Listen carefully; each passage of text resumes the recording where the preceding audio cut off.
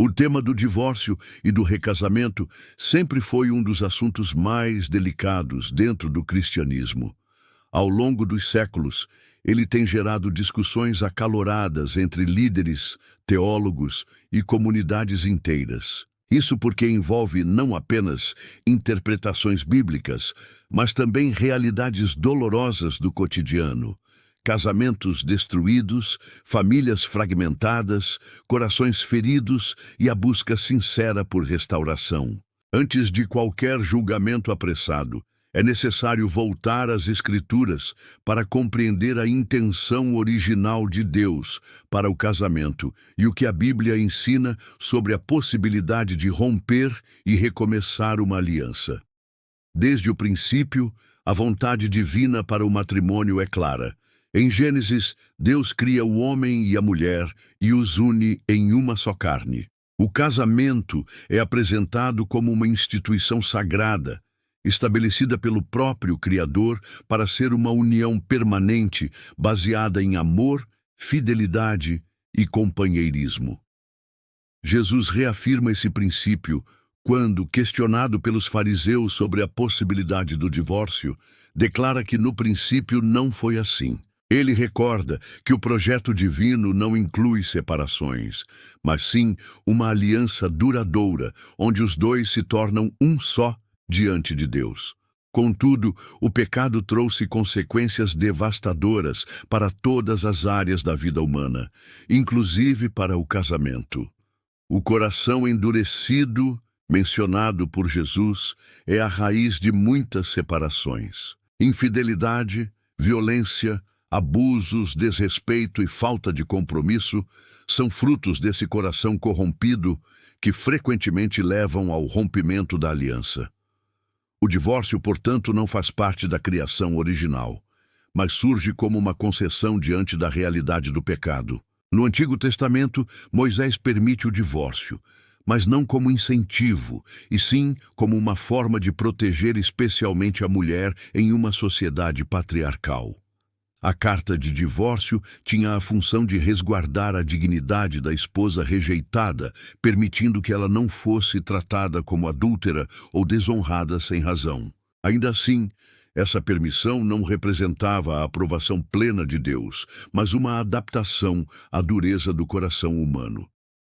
No Novo Testamento, Jesus aprofunda esse tema, mostrando que o divórcio só é aceitável em casos específicos, como a imoralidade sexual. Ele alerta que aquele que se divorcia por motivos banais e se casa novamente comete adultério. Essa declaração, forte e radical, revela o quanto o Senhor leva a sério a aliança do casamento. Ao mesmo tempo, expõe a seriedade da escolha de se unir a alguém, pois não se trata apenas de um contrato humano, mas de um pacto espiritual diante de Deus. É importante notar que Jesus não fala com o intuito de condenar pessoas, mas de resgatar o valor do matrimônio como algo precioso e sagrado. Sua mensagem confronta uma prática comum na época, o divórcio por motivos triviais, onde homens rejeitavam suas esposas por qualquer desagrado. Ele busca restaurar a visão divina sobre o casamento, colocando-o acima de interesses pessoais e conveniências momentâneas. O apóstolo Paulo também aborda o tema em suas cartas, trazendo instruções às igrejas sobre casamentos difíceis, uniões entre crentes e descrentes e a possibilidade de separação. Ele reafirma a santidade da aliança, mas reconhece que, em certas situações, a ruptura pode acontecer, como no caso do abandono por parte do cônjuge incrédulo. Mais uma vez, a Bíblia não estimula o divórcio, mas lida com a realidade de que, em um mundo marcado pelo pecado, nem sempre os relacionamentos conseguem se manter intactos. Ao refletir sobre tudo isso, é fundamental lembrar que o propósito central da Palavra de Deus não é estabelecer fardos impossíveis, mas conduzir o ser humano a viver em obediência e experimentar a graça. O casamento é chamado a ser testemunho do amor de Cristo pela Igreja, mas quando falha, a misericórdia divina continua disponível para restaurar vidas. Essa compreensão inicial nos leva a perceber que, embora o ideal de Deus seja a permanência do casamento, a Escritura reconhece a fragilidade humana. O desafio para o cristão é buscar viver esse ideal, mas também lidar com as situações de dor, fracasso e novos começos à luz da verdade bíblica. Depois de compreender o que a Bíblia ensina sobre o divórcio, surge uma questão ainda mais complexa: o recasamento. Se alguém se separa, pode se casar novamente diante de Deus? Esse dilema tem dividido opiniões ao longo da história da Igreja. Alguns defendem que qualquer recasamento após o divórcio seria adultério. Outros entendem que há situações em que ele é permitido e ainda há quem reconheça a graça de Deus para restaurar mesmo aqueles que falharam. Para tratar desse tema, precisamos voltar ao coração das Escrituras e entender tanto a justiça quanto a misericórdia de Deus. Jesus, ao responder sobre o divórcio, disse que aquele que se separa da esposa, exceto por causa de imoralidade sexual, e casa-se com outra, comete adultério. Essa afirmação parece deixar claro que, fora do caso de infidelidade, o recasamento não é aprovado. O princípio aqui é que a aliança matrimonial não é desfeita apenas pela vontade humana, mas permanece válida diante de Deus. Nesse sentido, casar-se novamente seria, na prática, violar uma aliança ainda em vigor. Por outro lado, o próprio ensino de Cristo mostra que a traição conjugal rompe a fidelidade e, portanto, abre espaço para que a parte inocente esteja livre para refazer sua vida. Não se trata de obrigar ninguém ao recasamento, mas de reconhecer que a quebra da aliança não foi por escolha de quem foi traído. Nesse caso, a permissão para casar-se novamente aparece como uma concessão de justiça. O apóstolo Paulo, em 1 Coríntios 7, amplia essa discussão. Ele fala sobre o casamento entre crentes e descreve o que deve ser feito quando um cônjuge não crente decide abandonar o relacionamento. Paulo afirma que, nesses casos, o irmão ou a irmã não está sujeito à servidão. Muitos intérpretes entendem que isso significa que a parte abandonada tem liberdade para recasar, já que a aliança foi rompida pelo outro. A questão, no entanto, não é apenas teórica. Muitos cristãos sinceros enfrentam situações dolorosas de divórcio e se perguntam se podem refazer sua vida sem viver em constante culpa. A Bíblia não nos chama a um fardo impossível, mas ao mesmo tempo não banaliza o casamento. Por isso, cada caso deve ser tratado com seriedade, oração e acompanhamento pastoral. É essencial destacar que o recasamento não deve ser visto como uma desculpa para buscar a separação de maneira leviana. O cristão é chamado a lutar pela restauração, pelo perdão e pela reconciliação sempre que possível. O recasamento só deve ser considerado quando a aliança foi rompida de forma definitiva e irreversível, seja pela infidelidade ou pelo abandono. Outro ponto fundamental é lembrar que Deus é gracioso. Há pessoas que se divorciaram e se casaram novamente antes mesmo de conhecerem o Evangelho. Outras, por falta de entendimento, tomaram decisões precipitadas. O Senhor não ignora essas falhas, mas também não fecha as portas para quem se arrepende. Em Cristo há perdão, restauração e a possibilidade de viver uma nova história. O recasamento, portanto, não pode ser tratado de maneira superficial, mas também não deve ser colocado como um pecado imperdoável. O equilíbrio bíblico mostra que Deus valoriza o casamento como uma aliança permanente, mas reconhece a realidade das quedas humanas. Onde houve infidelidade ou abandono, há uma abertura para recomeçar. E mesmo nos casos em que houve escolhas erradas, há graça para perdoar e transformar. Em última análise, o chamado do cristão é viver de forma que o casamento seja reflexo do amor de Cristo pela Igreja. Quando essa aliança falha, precisamos lembrar que a misericórdia divina não falha. O recasamento pode ser uma nova oportunidade de construir uma vida que glorifique a Deus, desde que seja buscado com temor, arrependimento e compromisso com os princípios bíblicos. Essa reflexão nos leva a compreender que o tema do recasamento não é simples, mas deve ser abordado com verdade e amor. A palavra de Deus traz princípios claros, mas o Espírito Santo também guia a aplicação desses princípios em cada história individual. Assim, a Igreja é chamada a proclamar a santidade do casamento, mas também a estender a graça e a restauração para aqueles que passaram pelo trauma do divórcio. Ao tratar do divórcio e do recasamento, não podemos limitar a discussão apenas a teorias ou interpretações bíblicas. É preciso pensar nas pessoas reais que enfrentam essas situações. Cada divórcio traz consigo uma história de dor, decepção e muitas vezes culpa.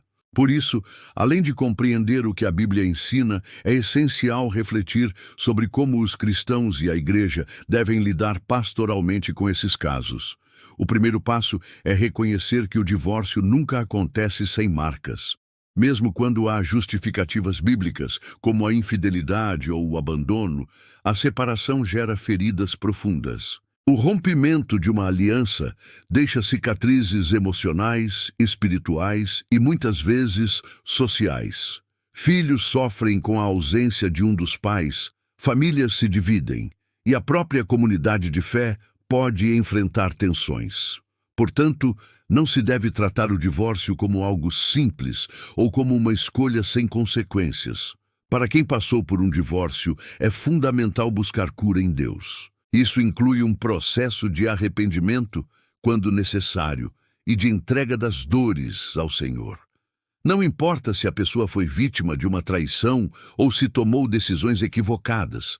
Em ambos os casos, existe sofrimento, e somente Cristo pode trazer restauração. O perdão é central nesse caminho, seja o perdão ao cônjuge que falhou, seja o perdão a si mesmo por erros cometidos. Outro ponto importante é a comunidade cristã. Muitas vezes, pessoas divorciadas enfrentam preconceito ou exclusão dentro das igrejas, como se fossem marcadas para sempre por essa experiência. Mas a Bíblia mostra que todos pecaram e carecem da glória de Deus, e que o sangue de Cristo é suficiente para perdoar e restaurar. O papel da igreja não é lançar pedras, mas oferecer acolhimento, discipulado e direção bíblica para que vidas possam ser reconstruídas. Quando o assunto é recasamento, a orientação pastoral deve ser cuidadosa.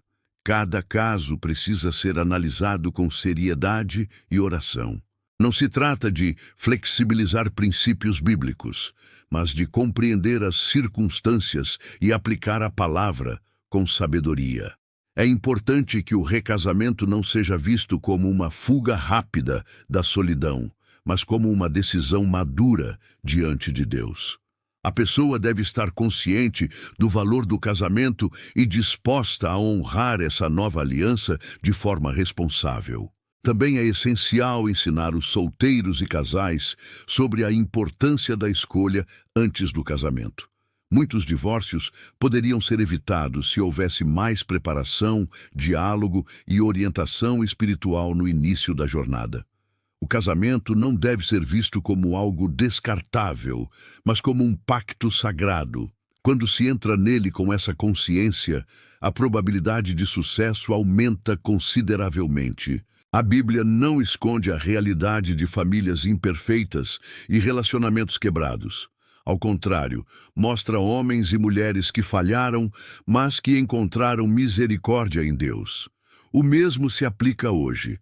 O cristão que enfrenta um divórcio ou pensa em recasar não deve ser dominado pelo medo ou pela condenação, mas deve buscar direção na palavra e no Espírito Santo. A igreja, por sua vez, deve ser um lugar de verdade e graça, onde princípios não são negociados, mas onde também não falta compaixão. Em última instância, O divórcio e o recasamento nos lembram de algo maior: nossa incapacidade de viver plenamente sem Deus. O casamento é um reflexo da aliança de Cristo com a Igreja, mas esse reflexo é imperfeito neste mundo marcado pelo pecado. Quando fracassamos, não é o fim da história, porque a graça de Deus continua a nos oferecer recomeços. Assim, a mensagem central sobre divórcio e recasamento é dupla. De um lado, a Bíblia chama a honrar o casamento como uma aliança séria e permanente. De outro, ela aponta para a misericórdia divina que restaura os caídos e dá nova vida àqueles que confiam em Cristo. A resposta não está em relativizar princípios, nem em condenar sem esperança, mas em encontrar equilíbrio entre verdade e graça. Chegamos à conclusão desse estudo sobre divórcio e recasamento, um dos temas mais delicados e sensíveis dentro do cristianismo. Ao longo das reflexões anteriores, vimos que o casamento foi instituído por Deus como uma aliança sagrada, projetada para ser permanente, reflexo do amor de Cristo pela Igreja. Também vimos que o divórcio não faz parte do plano original, mas surgiu como uma concessão diante da dureza do coração humano e das consequências do pecado. É fundamental destacar que, mesmo diante dessa realidade, a palavra de Deus nunca trata o divórcio de maneira leviana. Pelo contrário, as Escrituras sempre chamam os filhos de Deus a valorizarem, honrarem e lutarem pelo casamento. Isso significa que o cristão é chamado a cultivar compromisso, fidelidade, paciência e perdão dentro da aliança conjugal. O casamento não é apenas uma união entre duas pessoas, mas um pacto diante de Deus, onde ambos se tornam uma só carne. Quando, porém, o casamento se rompe, a dor é inevitável. Nenhuma separação acontece sem deixar marcas, tanto nos cônjuges quanto nos filhos, na família e até na comunidade de fé.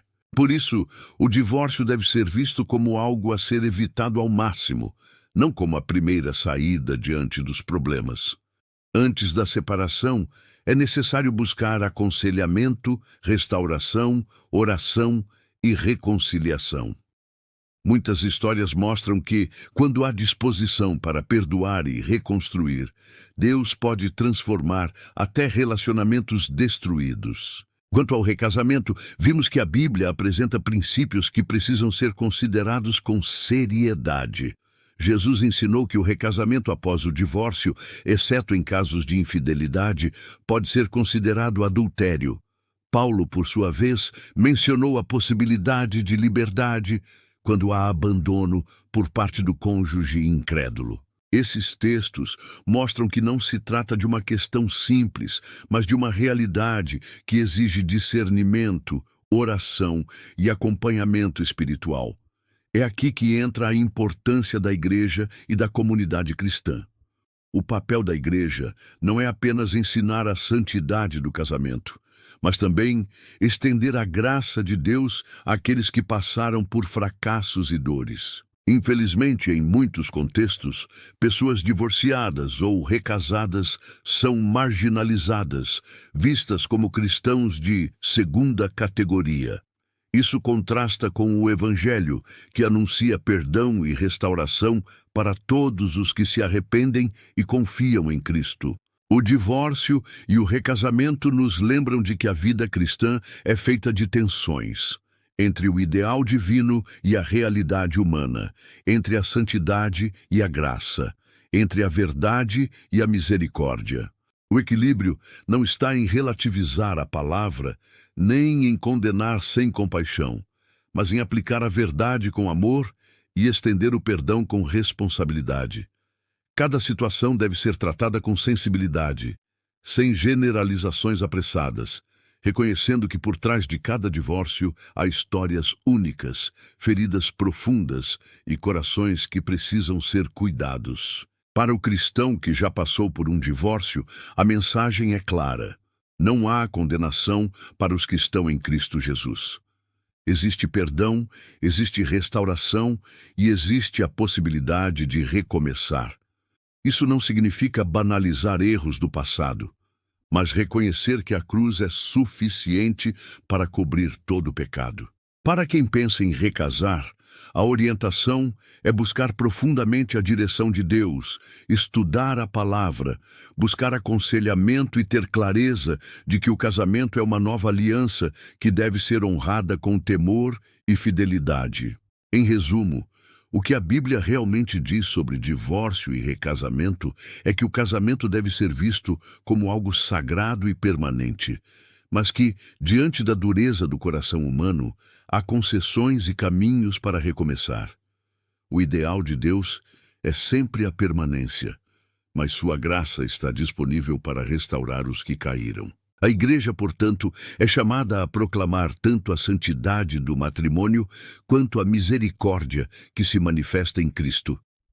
Assim, ao refletirmos sobre esse tema, somos desafiados a honrar a aliança do casamento, a lutar pela restauração dos relacionamentos e, quando houver falhas irreparáveis, a buscar no Senhor o recomeço. A última palavra nunca é o fracasso, mas a esperança que encontramos em Cristo Jesus, aquele que transforma luto em alegria e ruínas em novas construções. Ao concluir esta série sobre divórcio e recasamento, é importante reunir os principais pontos e oferecer uma aplicação prática para a vida cristã. Não falamos de um tema distante ou apenas teórico, mas de uma realidade que afeta milhares de famílias, casais e igrejas no mundo inteiro. Por isso, a reflexão deve ser clara. Como viver de acordo com a vontade de Deus diante das dores do divórcio e dos desafios do recasamento? O primeiro grande princípio é que o casamento foi criado por Deus e deve ser tratado com seriedade. Ele não é uma invenção cultural ou um simples contrato civil, mas uma aliança espiritual que une homem e mulher diante do Criador. Por isso, quem está solteiro e deseja casar precisa ter consciência do peso dessa escolha. O preparo espiritual, o discernimento e a maturidade são essenciais antes de assumir esse compromisso. Um casamento firmado apenas em emoções passageiras corre grande risco de ruir, enquanto um casamento firmado em Cristo tem maiores condições de resistir às tempestades. O segundo princípio é que o divórcio, embora não seja o plano original de Deus, é uma realidade em um mundo marcado pelo pecado. Há situações em que a separação se torna inevitável, seja por infidelidade, violência, abusos ou abandono. Nessas circunstâncias, não se deve olhar para a pessoa divorciada como alguém inferior, mas sim como alguém que precisa de acolhimento, cura e orientação espiritual. A igreja deve ser um lugar seguro, onde feridas podem ser tratadas e onde a graça de Cristo é proclamada como resposta às dores humanas. O terceiro princípio é a seriedade do recasamento. Como vimos, ele não pode ser encarado de forma superficial, nem como uma saída imediata para suprir a solidão. O recasamento deve ser fruto de reflexão, oração e convicção diante de Deus. A pessoa que pensa em recasar deve se perguntar: estou agindo em obediência à palavra? Estou buscando glorificar a Deus com essa decisão? Estou verdadeiramente disposto a viver essa nova aliança com fidelidade? Essas perguntas ajudam a evitar erros repetidos e a construir um relacionamento sólido, enraizado em Cristo. O quarto princípio é a graça de Deus. Muitas pessoas carregam culpas imensas por decisões passadas, casamentos feitos às pressas, divórcios marcados por escolhas equivocadas, recasamentos que não consideraram os princípios bíblicos. A mensagem do Evangelho, no entanto, é que em Cristo sempre há perdão e recomeço. A cruz não cobre apenas pecados pequenos, mas também os grandes fracassos da vida. Quem se arrepende e se volta para Deus pode experimentar restauração, paz e uma nova caminhada. A vida cristã não é marcada pelo passado, mas pela nova identidade que temos em Jesus. Por fim, o quinto princípio é o chamado à responsabilidade. Aqueles que estão casados devem lutar diariamente para cultivar amor, diálogo, paciência e perdão. Não existe casamento perfeito, mas existe a escolha de permanecer firmes na aliança. Aqueles que estão solteiros precisam buscar direção de Deus antes de se unir a alguém, evitando entrar em um relacionamento sem preparo. Aqueles que já enfrentaram o divórcio precisam buscar cura e discernimento, confiando que Deus pode escrever uma nova história. O que a Bíblia realmente diz sobre divórcio e recasamento, em última instância, é um convite ao equilíbrio. De um lado, a valorização da santidade do casamento, de outro, a experiência da graça de Deus que restaura vidas quebradas. Não se trata de condenar nem de relativizar, mas de aplicar a verdade com amor e a misericórdia com responsabilidade. Portanto, ao encerrar este estudo, fica um chamado para todos nós, que possamos valorizar o casamento como presente divino, cuidar dos relacionamentos com seriedade e honrar a Deus em nossas escolhas. E quando houver fracassos e quedas, que não falte a lembrança de que Cristo continua sendo a esperança que transforma, cura e restaura. Nele, sempre há um novo começo.